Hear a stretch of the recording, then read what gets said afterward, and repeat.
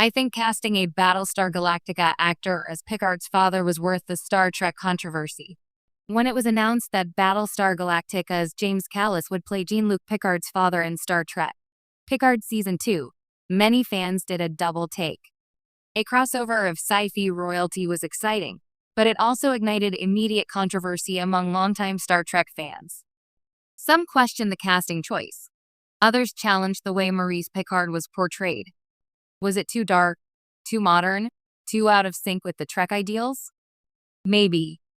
But despite the noise, I think casting James Callis was not only a bold choice, it was the right one. It gave Star Trek one of its most emotionally complex character studies and did something that Trek rarely attempts. It made the ghost of a father not just a plot point, but the emotional antagonist of the story.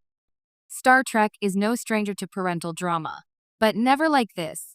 Over the decades, Star Trek has occasionally dipped into the family lives of its captains. Sarek and Spock, Worf and his Klingon heritage, Janeway and her complicated mother-daughter expectations. Even Kirk had his share of fatherhood drama in Star Trek Into Darkness. But Jean-Luc Picard always seemed oddly insulated, a man so driven by duty that his family life existed largely in absentia. We got a glimpse of Maurice Picard in Star Trek The Next Generation, specifically in the episode Family, where Jean-Luc returns home to France after his Borg assimilation. Maurice had passed away by then, but his shadow loomed through Jean-Luc's interactions with his brother, Robert. Maurice was described as a traditionalist, someone skeptical of space travel and resistant to Jean-Luc's dreams. That background painted Maurice as a conservative, distant figure, a French father clinging to old-world values in a galaxy of warp speed change. But Picard Season 2 took a dramatic leap further. Why James Callis? James Callis brought a very specific weight to the role of Maurice Picard. Known for playing Gaius Baltar in Battlestar Galactica, Callis has a gift for portraying deeply flawed, internalized men, intellectuals driven by guilt, pride, fear, and self-delusion. Baltar was often a coward, a traitor, but also strangely sympathetic. He was human. And that's exactly what Maurice needed to be. Callis didn't play Maurice as a cartoonishly abusive father. He didn't shout, didn't rage, didn't hit. Instead, he embodied something much more insidious and painfully real. The emotionally neglectful, cold, overbearing parent who believes he's doing the right thing.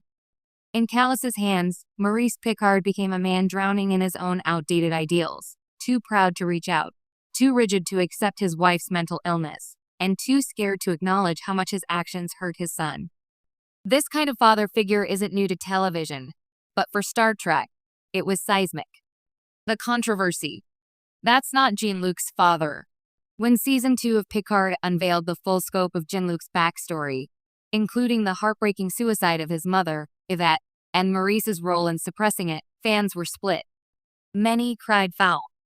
That's not how The Next Generation described his family, some argued. Jean-Luc said his mother died in old age.